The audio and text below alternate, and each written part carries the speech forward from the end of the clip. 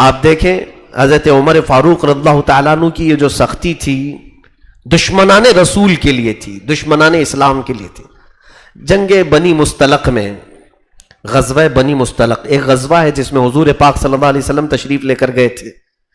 غزوے سے واپس آنے کے وقت ایک انصاری صحابی اور ایک مہاجر صحابی دونوں کے درمیان پانی کے مسئلے کو لے کر کچھ تکرار ہو گئی. پانی کا کچھ مسئلہ تھا، آپس میں تکرار ہوئی. یہ تکرار بڑھتے بڑھتے کیا ہو گئی کہ مہاجرین اور انصار بہت سارے صحابہ کو بیچ میں آنا پڑا. اس وقت اس جہاد میں ایک شخص تھا عبداللہ بن ابی، منافق تھا یہ، لیکن ظاہر مسلمان. منافق کسے کہتے معلوم ہے نا؟ یعنی اندر سے اس کے اسلام کی دشمنی بھری ہوئی ہے، لیکن وہ سامنے سے نام مسلمان رکھتا ہے، نماز پڑھتا ہے، ٹوپی رکھتا ہے، سب کچھ مسلمانوں کی طرح جیتا ہے، لیکن اندر اس کے دشمنی ہے. ایسے آج بھی بہت سارے ہوں گے.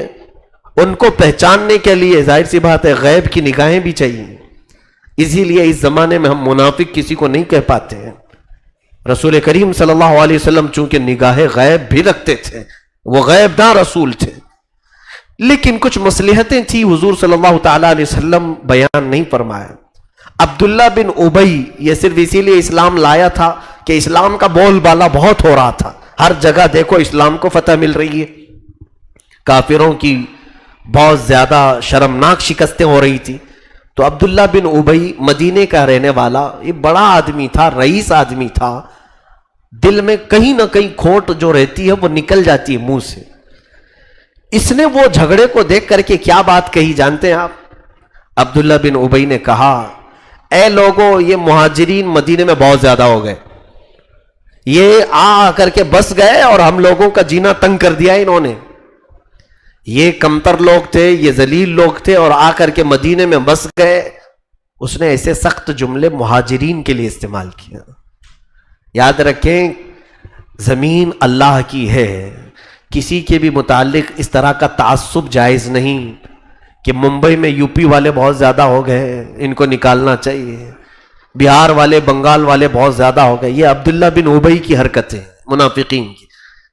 زمین تمہاری نہیں ہے، اللہ کی زمین ہے، ہر ایک کو حق ہے انسان کو. ہم اپنی زمین میں جہاں چاہے رہیں، اللہ کی دی ہوئی زمین ہے. تو میرے عزیزو، عبداللہ بن ابی نے یہ مہاجرین کے متعلق جب جملہ کہا کہ، اور یہ کہا کہ جب ہم مدینے جائیں گے تو دیکھنا ان ذلیلوں کو ہم نکالیں گے مدینے سے. لَيُخْرِجَنَّ الْأَعَزُّ مِنْهَا الْأَذَلُّ. اس نے کہا ہم عزت والے لوگ ہیں، مدینے کے رہنے والے، یہ مہاجرین جتنے بھی مائگریٹ کر کے آئے ہیں، ہجرت کر کے آئے، سب کو ہم نکالیں گے. حضرت عمر کو وہ جملہ سنائی دے دیا. اتنا تیش میں آئے، اتنے جلال میں آئے. حضور صلی اللہ تعالیٰ علیہ وسلم کے پاس آ کر کے کہنے لگے، یا رسول اللہ صلی اللہ علیہ وسلم، مجھے اجازت دیں یا عباد بن بشر، وہ بھی مدینے کے تھے. کہا دونوں میں سے کسی ایک کو اجازت دے، عبداللہ بن ابی کی ہم گردن اڑانا چاہتے ہیں. اس نے مہاجرین کے بارے میں ایسے سخت جملے کہے. جب تک کسی کو بھی یہ نہیں خبر ہے کہ عبداللہ بن ابی منافق ہے، نہیں کوئی نہیں کہتا تھا، وہ مسلمان تھا، دیکھنے میں مسلمان ہی تھا. حضور صلی اللہ علیہ وسلم نے بھی منع کر دیا. عمر، پھر لوگ کیا کہیں گے کہ محمد اپنے ہی ساتھیوں کا قتل کروا رہے ہیں، وہ میرے ساتھ جہاد میں آیا، میرے ساتھ جنگ کیا، اس کا ہم قتل کیسے کریں؟ حضرت عمر نے کہا کہ نہیں یا رسول اللہ، اس کا قتل ہونا چاہیے، اس کے دل میں اسلام نہیں ہے. حضرت عمر یہ بار بار کہتے رہے. اور اس کے بعد حضرت عمر جب بھی بات کرتے تو قرآن کی دلیل سے بات کرتے تھے. حضرت عمر نے ایک آیت پڑھی، یا رسول اللہ صلی اللہ علیہ وسلم، کیا اللہ یہ نہیں فرما رہا ہے استغفر لهم او لا تستغفر لهم ان تستغفر لهم 70 مرہ فلن یغفر اللہ لهم. اے نبی، آپ ان کے لیے بخشش کی دعا کریں یا نہ کریں، یا 70 بار آپ ان کے لیے بخشش کی دعا کریں، اللہ ان کو ہرگز معاف نہیں کرے گا. یہ اللہ نے جب فرمایا ہے، حضور نے حضرت عمر سے کہا، اے عمر، اگر مجھے یہ معلوم ہو جائے کہ 70 سے زیادہ بار بخشش مانگنے سے اللہ بخش دے گا تو پھر میں اس کے لیے 70 سے زیادہ بار دعا کروں گا. حضور نے فرمایا، حضرت عمر چپ ہو گئے، خاموش ہو گئے. اس کے بعد عبداللہ بن ابی مر گیا. ختم ہو گیا ہوں. حضرت عمر کہنے لگے یا رسول اللہ صلی اللہ علیہ وسلم یہ ختم ہو گئی بدبو, اب آپ اس کے جنازے میں نہ جائیں. وہ اسلام کی دشمنی رکھتا تھا. حضور صلی اللہ علیہ وسلم نے فرمایا نہیں, میں اس کے جنازے میں بھی شریک ہوں گا, آپ اس کی نماز جنازہ پڑھائیے. حضرت عمر کے دل میں نہیں تھا. جنازہ ہو گیا, اس کے بعد قرآن کی آیت آئی وَلَا تُصَلِّ عَلَىٰ أَحَدٍ مِّنْهُمْ مَاتَ أَبَدًا وَلَا تَقُمْ عَلَىٰ قَبْرِهِ. اے رسول ان میں سے جب کوئی مر جائے تو آپ اس کی جنازہ نہ پڑھے اور کبھی ان کی قبروں کے پاس بھی نہ کھڑے ہوں. حضور صلی اللہ تعالی علیہ وسلم نے فرمایا عمر جو تم کہتے تھے وہی اللہ فرما رہا ہے. اسی لیے حضرت عمر کو ایک لقب دیا گیا الموافق رأیہ للوحی والکتاب. ان کی رائے ہمیشہ ایسی ہوتی تھی کہ اللہ کی کلام سے, کتاب اللہ سے اس کی موافقت ہو جاتی تھی. اللہ تعالیٰ عمر کی رائے کے مطابق کئی آیتیں نازل فرمایا ہے. یہ ایک موقع ہے. اس کے علاوہ اور بھی کئی معاملات ہیں جہاں حضرت عمر فاروق رضی اللہ تعالیٰ عنہ نے کہا, جیسے ازواج مطہرات حضور صلی اللہ تعالیٰ علیہ وسلم کی بیویاں. صحابہ حضور کے گھروں میں جایا آیا کرتے تھے, کوئی بھی چیز. حضرت عمر کی غیرت الگ تھی, آپ کا مزاج الگ تھا. کہا حضور کی بیویاں عام بیویوں کی طرح نہیں ہیں, حضور کی ازواج مطہرات عام عورتوں کی طرح نہیں ہیں, ہماری سب کی عورتوں کی طرح کچھ تو خصوصیات ہونا چاہیے. تو حضرت عمر نے کہا میرا دل یہ چاہتا ہے کہ اے صحابہ حضور کی ازواج مطہرات کے ساتھ اس طرح بلا روک ٹوک گھروں میں آیا جایا نہ کرو. وہ رسول پاک کی ہم فراش ہیں, رسول کریم صلی اللہ علیہ وسلم کی گھر والیاں ہیں. کوئی حکم ایسا نہیں تھا لیکن حضرت عمر کا خیال ایسا تھا. اسی رات کو اللہ نے آیت نازل فرمائی وَإِذَا سَأَلْتُمُوهُنَّ مَتَاعًا فَاسْأَلُوهُنَّ مِنْ وَرَاءِ حِجَابٍ. اے ایمان والو جب تم نبی کی بیویوں سے کوئی چیز مانگو بھی تو پردے کے پیچھے سے مانگو. اور پھر اللہ نے قرآن میں آیت نازل فرمائی یا نساء النبی لستن کأحد من النساء. اے نبی کی بیویوں تم عام عورتوں کی طرح نہیں ہو.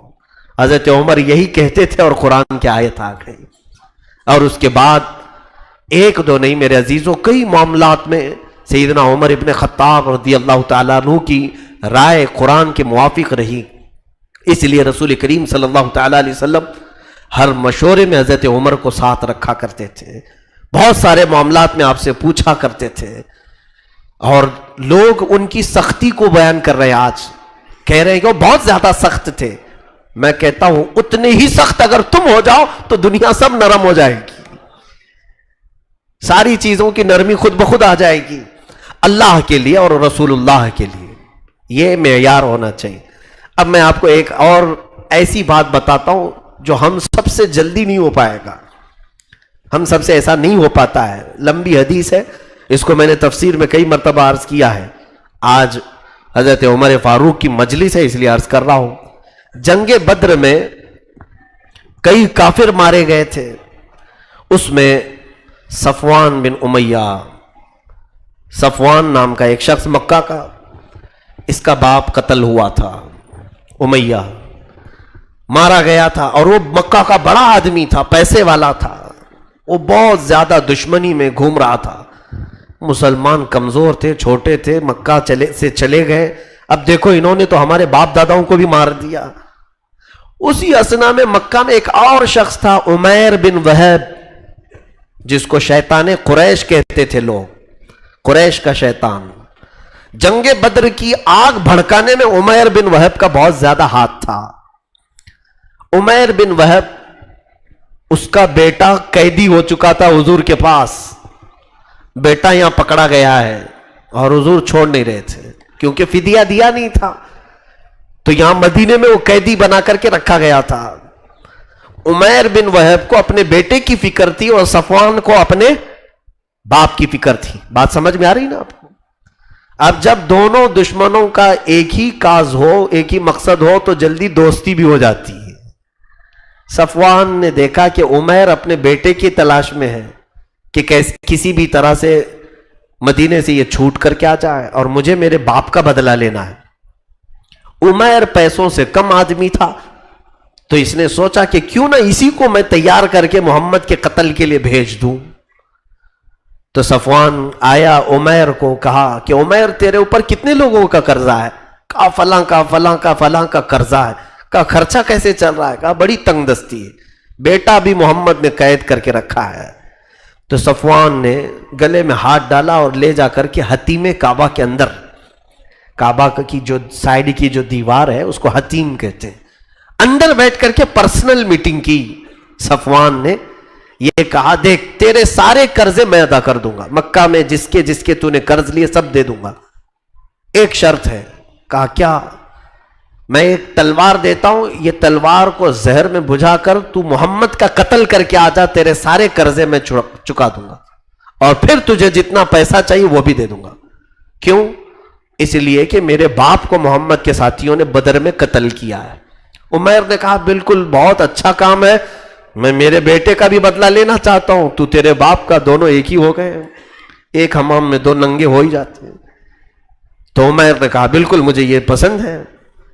اس کے بعد عمیر بن وہب تلوار لیا، زہر میں بجھایا اور لے کر کے نکل آیا. کہاں پر؟ مدینے آئے تلوار لٹکا کر کے. اب میں حدیث کے الفاظ بھی آپ کو اگر بتا دوں تو لوگ یہ کہنا چھوڑ دیں گے کہ بہت سخت بولتے ہیں، بہت سخت جملے.